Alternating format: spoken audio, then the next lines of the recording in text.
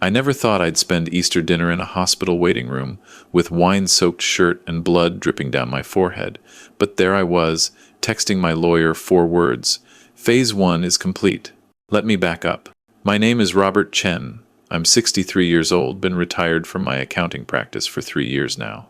My wife Sarah passed away 5 years ago from cancer, and since then, I've been living alone in our 3-bedroom house in North Vancouver. It's a modest place we bought back in 1992 for $170,000. Today, it's worth nearly $2 million. The neighborhood changed. Young families everywhere. Tech workers. The kind of people who put Tesla chargers in their driveways. My son Daniel is 32. Works in pharmaceutical sales, does well for himself. Married to a woman named Brittany. They have 2 kids, Emma and Lucas, 8 and 6. They live out in Langley, about an hour away depending on traffic. Nice suburban house, but nothing special.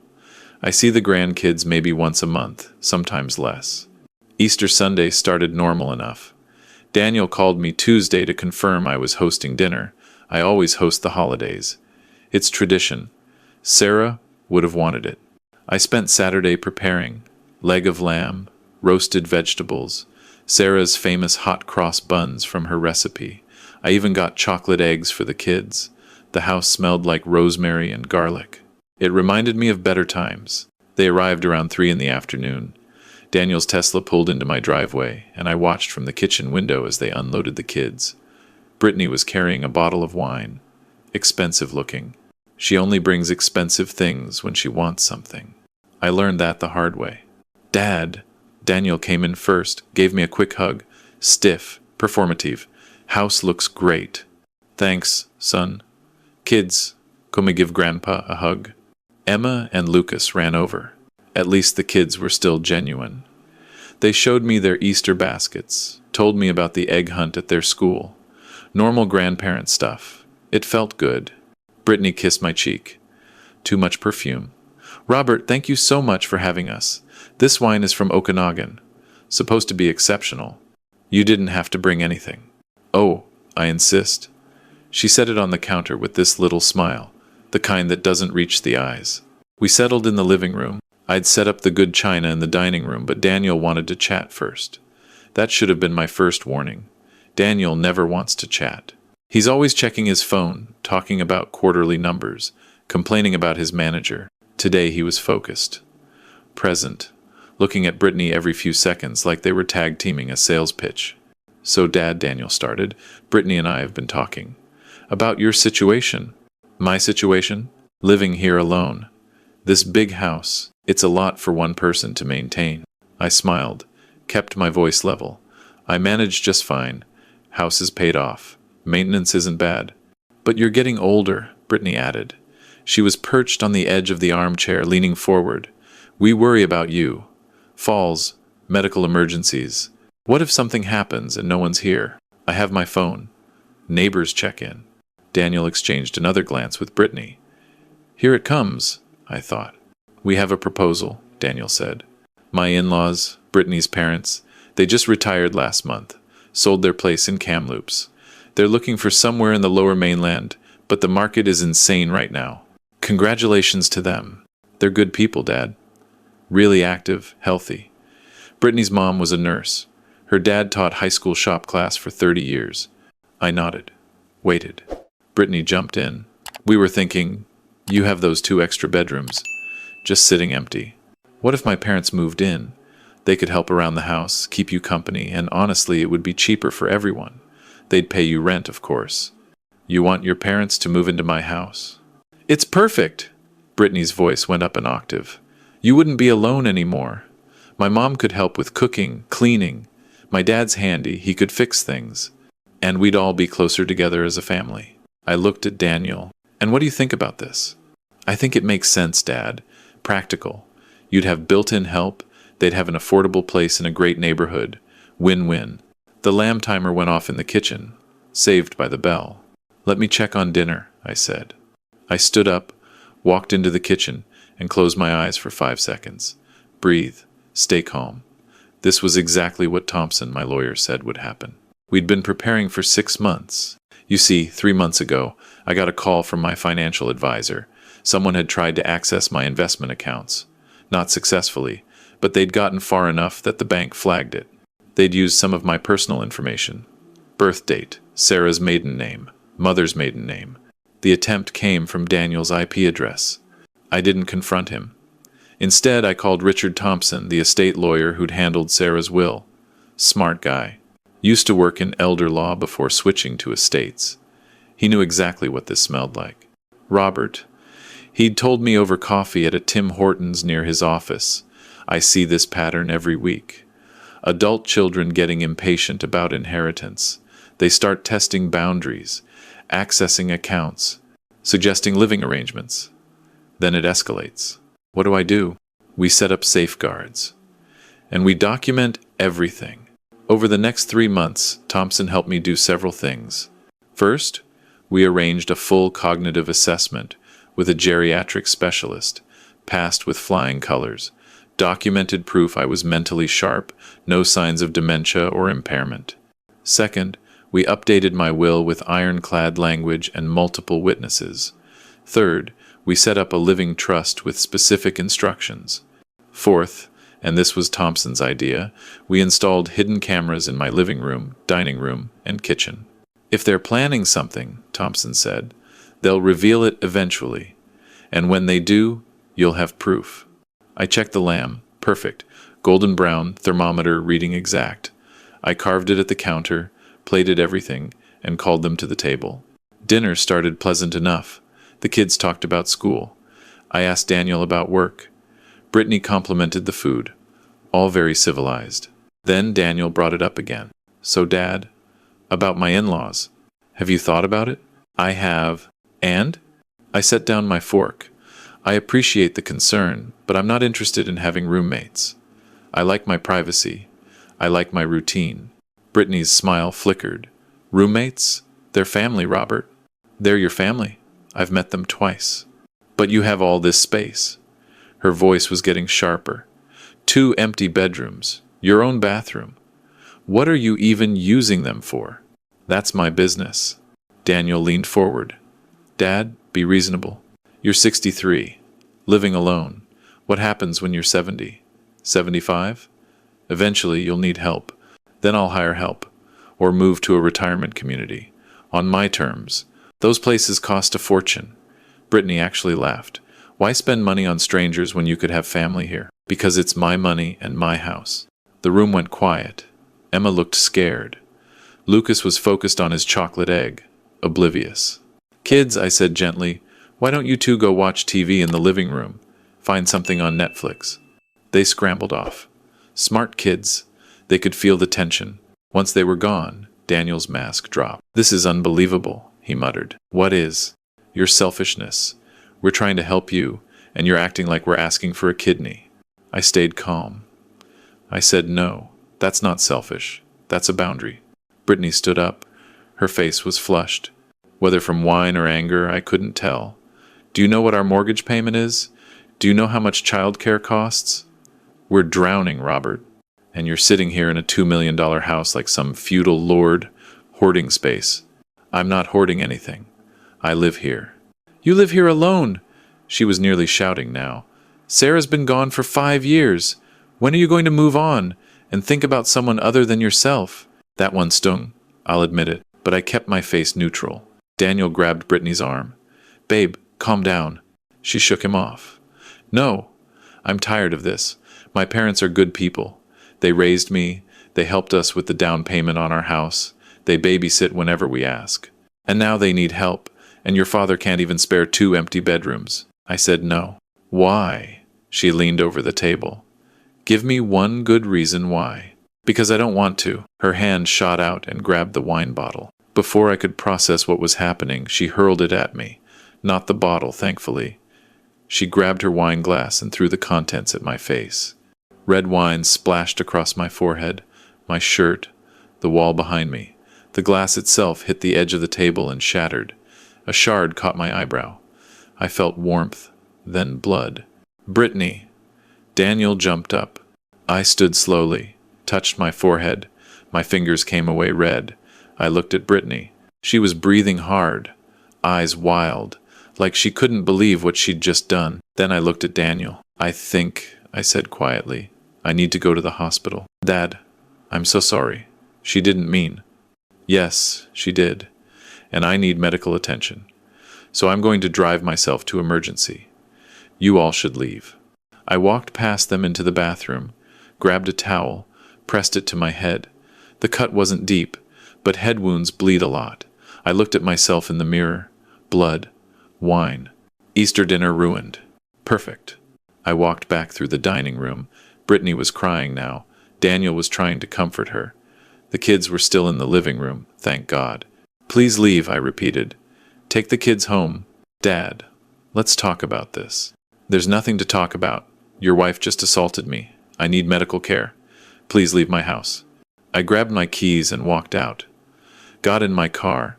Started driving to Lions Gate Hospital.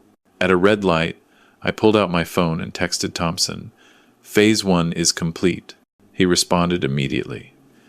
On my way to hospital. Don't talk to Daniel. Document everything. The emergency room on Easter Sunday was busy but not crazy. A nurse took one look at my head and got me triaged quickly.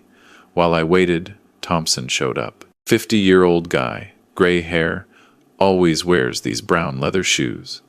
He looked at my forehead and shook his head. Tell me exactly what happened. I recounted the whole dinner. Every word I could remember. Thompson took notes on his phone. They have the kids? He asked. Took them home, I assume. Good. You did the right thing leaving. And the cameras? Should have everything. Robert, I need to ask. Do you want to press charges? I looked at him. This was the moment. Thompson and I had discussed this scenario extensively.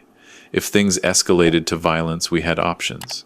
Assault charges, restraining orders, but it would nuke the family relationship permanently.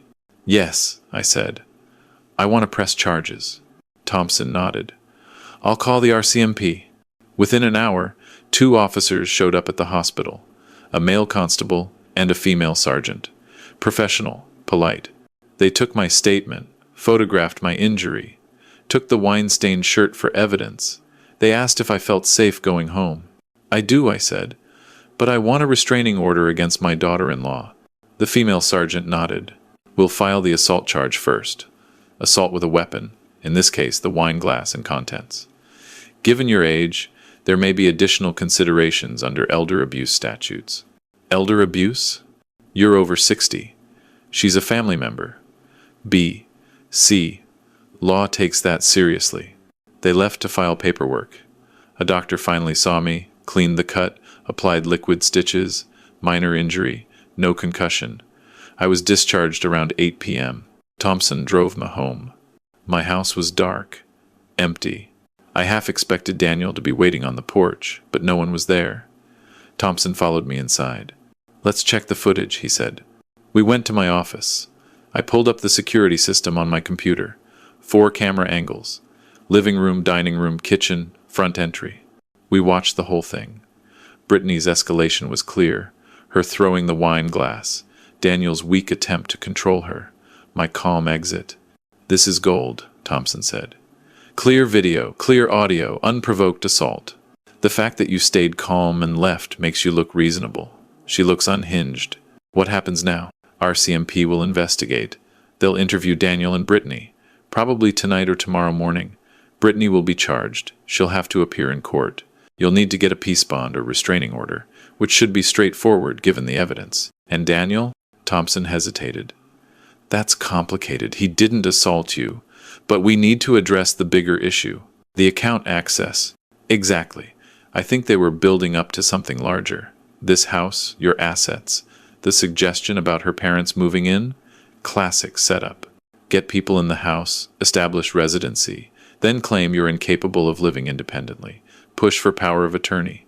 Maybe even guardianship. My stomach turned. You really think Daniel would do that? I think Brittany would. And I think Daniel is weak enough to go along with it. We sat in silence for a moment. What do I do? I asked. We go on offense. Tomorrow, I file a formal complaint about the account access with your bank and the police. Financial exploitation of an elderly person is a crime in BC. We also fortify your estate documents. Make it crystal clear that Daniel gets nothing if he contests the will or tries any legal maneuvers. What about the grandkids? Thompson's expression softened. Set up education trusts for them, separate from Daniel's inheritance. Managed by an independent trustee. They'll get the money when they turn 25, no matter what. That felt right. The kids didn't deserve to suffer for their parents' choices. Thompson left around 10. I sat in my living room, alone, with a bandage on my forehead and dried wine on my collar.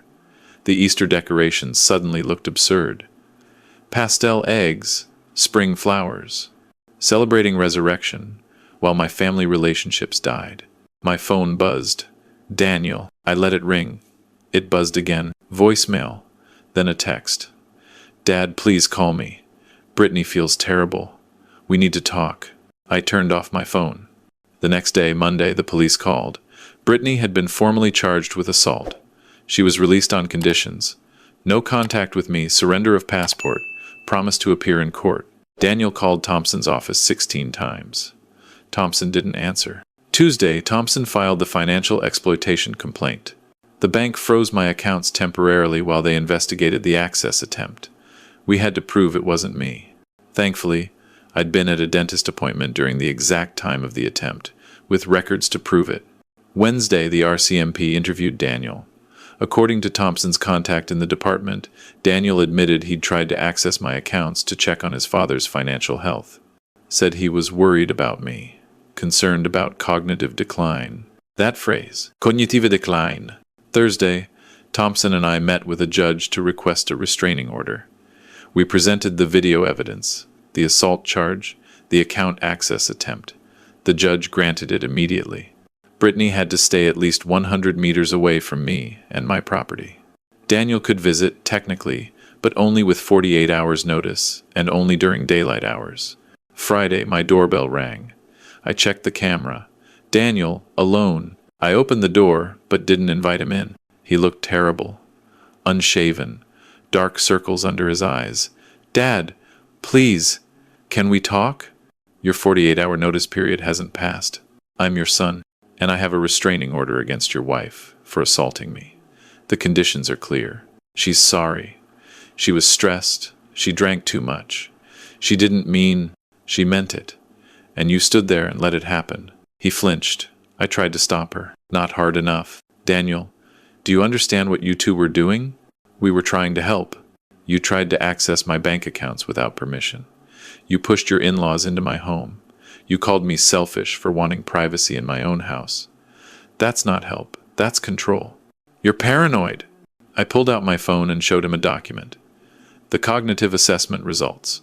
Perfect scores across the board. Recent date stamp. I'm not paranoid. I'm competent. And I'm done. His face crumpled. What does that mean? It means I've updated my will. You're still in it, but only if you respect boundaries. Any attempt to contest it, to claim I'm incompetent, to manipulate my finances, you get nothing. There's an education trust for Emma and Lucas. They'll be fine, but you and Brittany need to figure out your own lives. You'd really cut me off? You threw me away first. At Easter dinner, for 2 empty bedrooms. He stood there, mouth opening and closing like a fish. Finally, Brittany's parents lost their deposit on a rental because of this. We were counting on living here. And there it was, the truth. You were counting on living here, I repeated. Not her parents. You. He didn't deny it. Get off my property, Daniel. Dad. 48 hours notice. In writing. Through Thompson's office. That's the condition. Follow it, or I'll call the police. I closed the door. Through the window, I watched him stand there for 3 minutes. Then he got in his Tesla and drove away. That was 6 months ago. Brittany's assault case went to court. She pleaded guilty, got a conditional discharge with probation and anger management counseling. The elder abuse aspect got noted but not separately charged. Her lawyer argued it was a one-time incident, stress-related, out of character. The judge didn't buy it entirely but accepted the plea. Brittany got 2 years probation. The financial exploitation investigation took longer. Eventually, the The RCMP determined it was attempted fraud but declined to prosecute given Daniel's relationship to me and the fact that he didn't actually access any funds. Just attempted. The bank flagged his information in my account security. He can never access it now. Daniel sent me letters, 5 of them over 6 months, apologizing, explaining their financial stress. His job was struggling. Brittany's maternity leave had ended, and childcare costs were crushing them. Her parents really had been planning to help. It all sounded so reasonable on paper. But I remembered his face when he said cognitive decline. I remembered the access attempts, the pressure, the entitlement. I didn't respond to any of the letters. Last week, I booked a trip to Scotland. 3 weeks. Edinburgh, the Highlands, Isle of Skye. Sarah always wanted to go. We never made it before she got sick. I'm going alone, and I'm okay with that. The house feels different now. Not lonely, peaceful. I've joined a book club at the community center. Started taking watercolor classes. Met a widow named Patricia who makes me laugh. We get coffee sometimes. My financial advisor says my investments are doing well. The house keeps appreciating. I'm comfortable, secure, safe. Emma sent me a drawing last week. It appeared in my mailbox. No return address, but I recognized her handwriting on the envelope. A picture of me and her and Lucas at a park. Hearts around us. I miss you, Grandpa, written in crayon. I cried for an hour. But I didn't call Daniel, because that's what he wants. He wants the grandkids to be the wedge, the emotional leverage. And I can't let that happen. Thompson says when Emma turns 18, she can reach out on her own. We'll have coffee. I'll explain everything. She'll understand, or she won't. That's a decade away. I'm 63 years old. I might have 30 more years. I might have 3. But however long I have left, I'm living it on my terms. In my house, with my boundaries intact. Sometimes family means the people who love you unconditionally. Sometimes it means the people who want to love you conditionally, if you just give them what they want. I chose myself. After years of choosing everyone else, I finally chose myself. And you know what? I sleep fine at night. The house is quiet. The doors are locked. The cameras are running. And every morning I wake up in my own bed, in my own house, living my own life. That's not selfish. That's survival. If you're out there dealing with family pressure, with adult children who think they're entitled to your home, your money, your life, document everything. Get a good lawyer. Have the hard conversations. Set the boundaries. And don't feel guilty for protecting yourself. Even from your own blood, especially from your own blood. Because at the end of the day, you don't owe anyone your peace. Not even family. Maybe especially not family.